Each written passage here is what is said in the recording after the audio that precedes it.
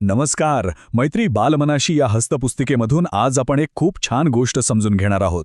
बघा, एक अगदी सोपी साधी कलाकृती आहे, फाडकाम आणि चिकटकाम. पण तुम्हाला माहितीये, ही साधीशी गोष्ट मुलांच्या विकासासाठी किती जास्त महत्वाची आहे? चला, आज आपण याचबद्दल बोलूया. कधी विचार केलाय का की फक्त एक कागद फाडणं आणि तो चिकटवणं एवढ्याशा गोष्टीतून मुलांचा विकास कसा काय होऊ शकतो? वाटते ना आश्चर्य, पण याचं उत्तर खरंच खूप सोपं आहे आणि तितकंच आनंद देणारं सुद्धा. चला मग बघूया हे सगळं कसं होतं ते. तर कागद फाडणं आणि चिकटवणं. आपल्याला वाटेल, अरे हा तर फक्त एक खेळ आहे. पण नाही, हा खेळापेक्षा खूप काही जास्त आहे. ही एक अशी कृती आहे जी मुलांच्या विकासासाठी खूपच महत्वाची आहे.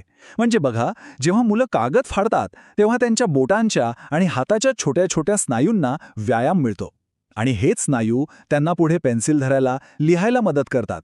इतकंच नाही, कोणता रंग घ्यायचा, कागद कुठे चिकटवायचा हे ठरवताना त्यांची कल्पनाशक्ती आणि लक्ष केंद्रित करण्याची क्षमता म्हणजे एकाग्रता दोन्ही वाढीला लागतात.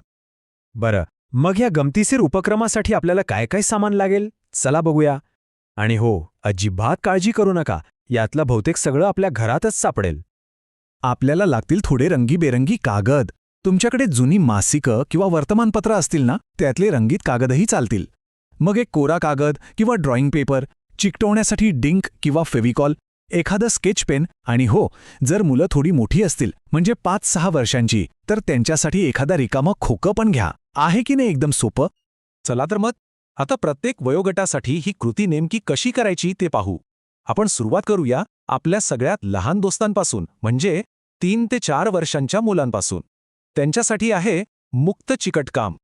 सगळ्यात महत्वाचं, या वयोगटातल्या मुलांवर कोणतंही बंधन नको, नियम नाहीत, काही नाही.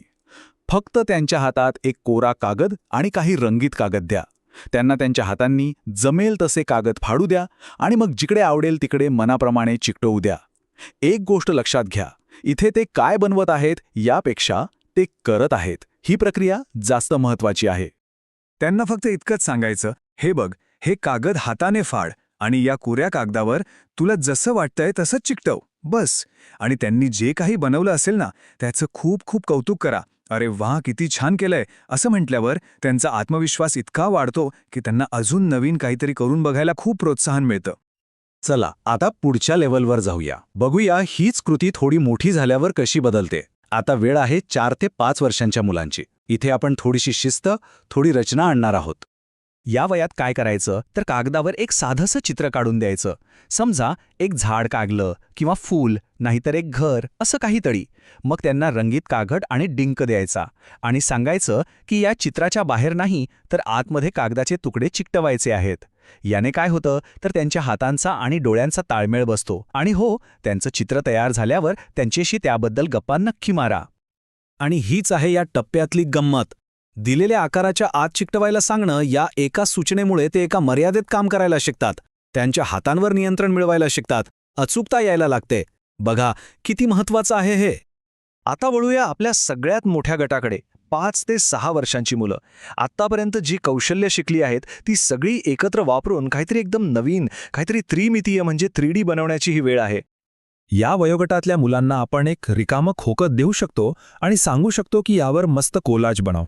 किंवा अजून एक गंमत, त्यांना सांगायचं, तुला आवडतं ते चित्र स्वतः काढ आणि मग त्यात रंग नाही तर कागदाचे तुकडे चिकटवून ते पूर्ण कर. आणि सगळ्यात शेवटी एक मस्त गोष्ट करायची, त्यांनी बनवलेल्या सगळ्या वस्तूंचं एक छोटंसं प्रदर्शन मांडा. जेव्हा ते स्वतःची कलाकृती मांडलेली बघतील ना, तेव्हा त्यांना जो अभिमान वाटेल तो खूप मोलाचा असतो. तर मग या सगळ्या खेळातून, या कृतींमधून मुलं नक्की काय शिकतात? या सगळ्याचा त्यांच्या विकासावर काय परिणाम होतो? चला आता आपण या पाठाची अध्ययन निष्पत्ती काय आहे ते जरा समजून घेऊया. सगळ्यात पहिला आणि सगळ्यात महत्त्वाचा फायदा म्हणजे सूक्ष्म स्नायूंचा विकास. म्हणजे काय तर हाताच्या आणि बोटांच्या लहान लहान स्नायूंची ताकद वाढते. कागद फाडणं, छोटे तुकडे उचलणं, ते डिंकात बुडवून चिकटवणं, या सगळ्या हालचालींमधून त्यांच्या हातांना एक प्रकारची अचूकता येते, नियंत्रण येतं. आणि हेच नियंत्रण पुढे त्यांना लिहायला, चित्र काढायला, सगळ्याच गोष्टींसाठी उपयोगी पडतं.